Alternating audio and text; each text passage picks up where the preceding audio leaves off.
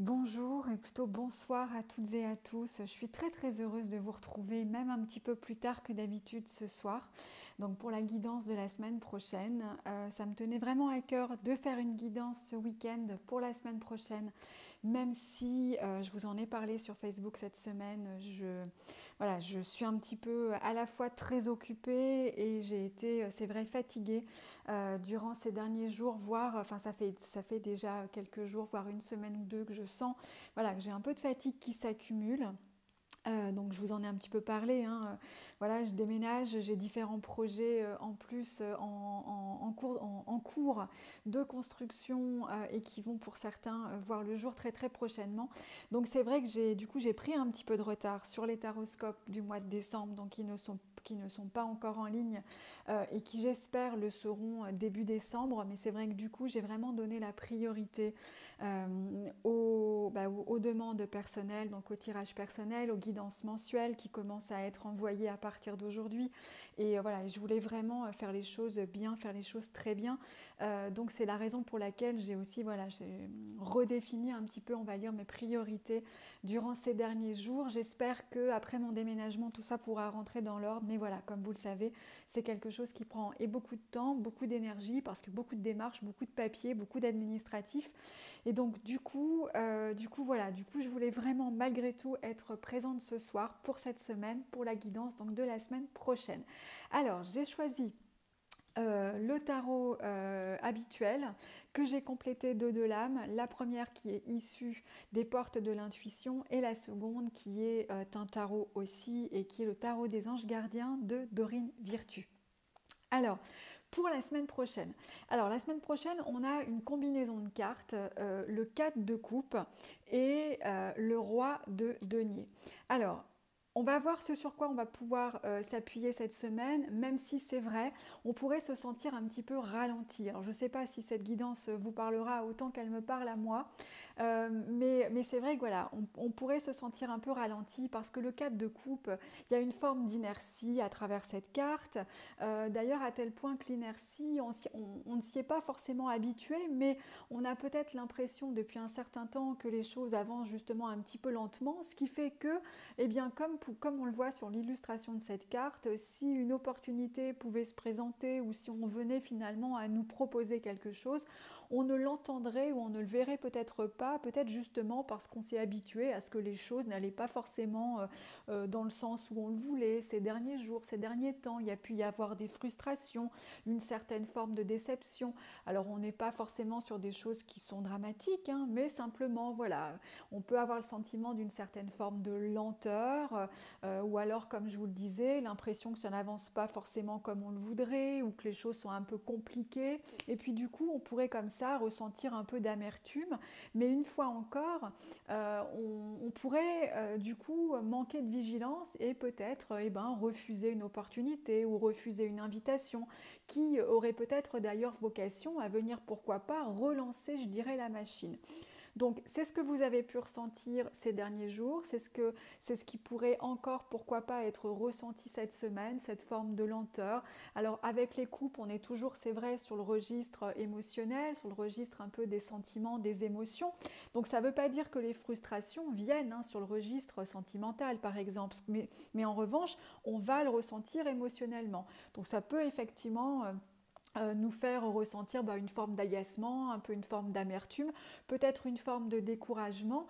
Et donc, comme je vous le disais, on n'oublie pas malgré tout peut-être de rester vigilant parce qu'on pourrait bien, pourquoi pas, venir à notre secours, avoir un coup de téléphone qui viendrait débloquer les choses, avoir quelqu'un qui pourrait nous proposer une solution.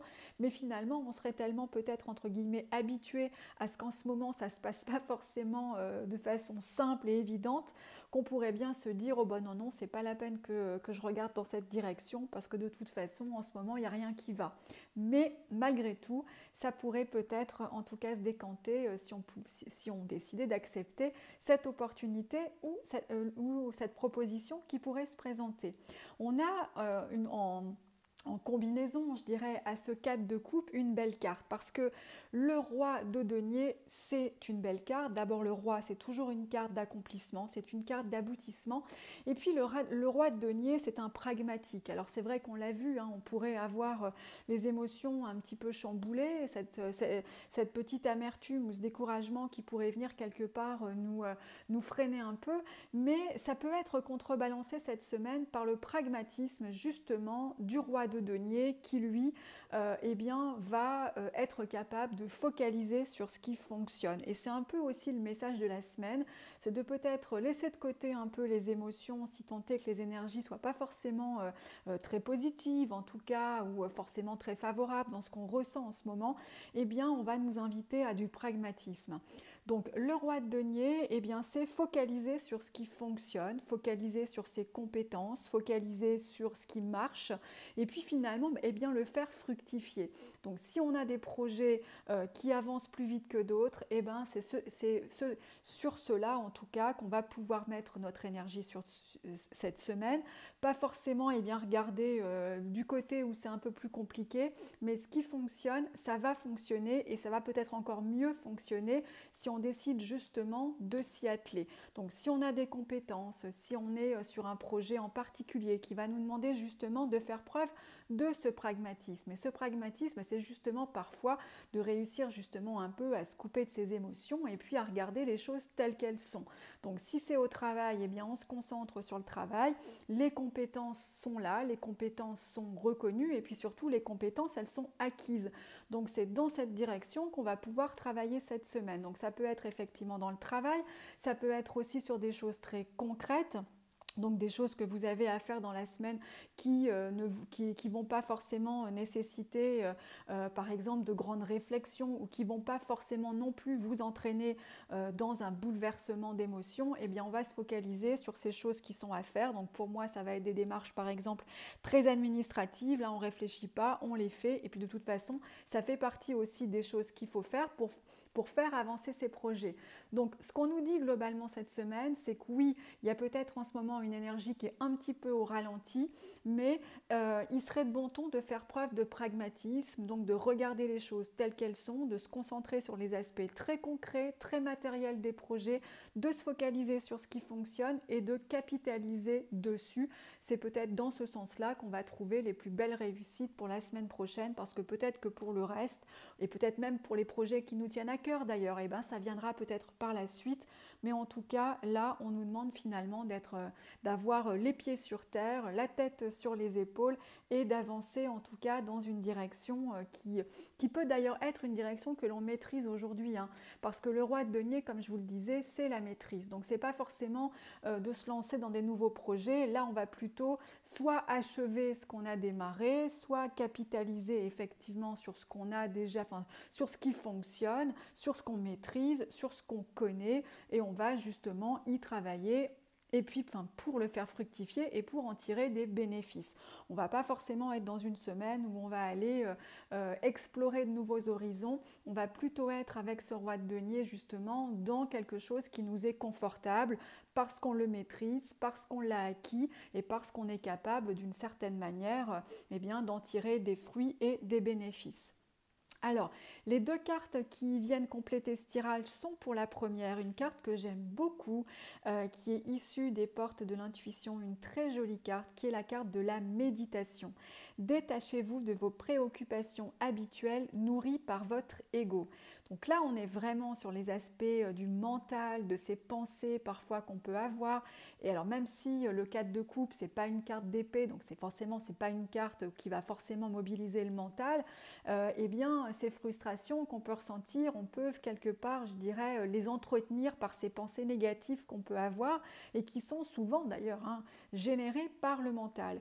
Et cette carte de la méditation, donc, qui va justement nous inviter à nous détacher, à prendre de la distance de ces pensées que l'on peut avoir ou de cette capacité qu'on a à imaginer les choses avant qu'elles se produisent et le plus souvent à imaginer le pire, et bien forcément, là encore, ça peut nous mettre dans des énergies qui ne sont pas forcément positives et pas forcément favorables. Et finalement, cette carte de la méditation, eh bien, vous allez voir, elle va résonner aussi avec la dernière carte qui vient compléter cette guidance, qui est issue du tarot des anges gardiens de Dorine Virtue, qui est le 9 de la pensée. Voilà des épées, le 9 de la pensée qui correspond au 9 d'épée, et je vous lis son message. Ne soyez pas trop dur avec vous-même et soyez positif quant à l'avenir. Inutile de vous inquiéter, imaginez le pire ne peut que vous desservir. Vos anges gardiens sont là pour vous aider à trouver la solution à vos problèmes. Si vous passez des nuits blanches à ressasser un problème, demandez-leur de vous aider à y voir plus clair. Alors une fois encore, je m'y retrouve très bien pour tout vous dire. Donc beaucoup de pensées parce que peut-être que vous avez vous aussi des projets à venir ou en tout cas des choses qui peuvent vous préoccuper. Et le 9 de la pensée, donc le 9 d'épée, une fois encore, c'est ces pensées qui nous submergent, alors ces pensées qui sont souvent négatives, c'est le sentiment qu'on a de tourner dans tous les sens un problème dans notre tête et pas forcément de trouver de solution. Et finalement, c'est se laisser entraîner dans une spirale parfois qui peut même aller jusqu'à créer du stress, voire de l'angoisse. Donc on nous dit là encore de prendre de la distance avec peut-être ce qui ne fonctionne pas, ce qui est lent, on l'a vu. C'est peut-être une période dans laquelle on a des lenteurs, on attend peut-être des réponses, on attend peut-être que des choses bougent. Et puis on aimerait peut-être justement que les choses se débloquent, voire on y pense pour pouvoir nous-mêmes trouver des solutions. Et bien là on nous dit on va peut-être pendant quelques jours essayer de se détacher de tout ça, prendre de la distance, calmer le mental par la méditation, par la respiration, peut-être par faire des choses qui font plaisir et puis qui font parfois tout simplement penser à autre chose. Et puis on peut également en revenir à ce qu'on disait avec cette énergie du roi de denier qui invite véritablement à s'occuper de ce qui est très concret. Donc on va vraiment, alors on s'occupe les mains, à défaut de laisser sa tête partir dans tous les sens, eh bien on s'occupe de ce qu'on maîtrise, on s'occupe véritablement de ce qui est très concret, je le dis mais je le répète, mais cette énergie du roi de denier, elle peut vraiment nous être salutaire pour ce mois-ci, surtout si vous avez vous aussi comme ça l'impression de tourner un petit peu en rond dans votre tête ces derniers temps. Voilà ce que je pouvais vous dire pour la guidance de la semaine prochaine. J'espère vous retrouver très vite. On se retrouve quotidiennement de toute façon sur Facebook. J'espère aussi que vous annoncez de bonnes nouvelles pour la semaine prochaine et puis que les taroscopes arriveront, je pense, d'ici une bonne semaine. Je vous souhaite une belle semaine à nouveau. Je vous remercie encore 1000 fois pour vos gentils messages de la semaine dernière, pour votre confiance et je vous dis à très vite.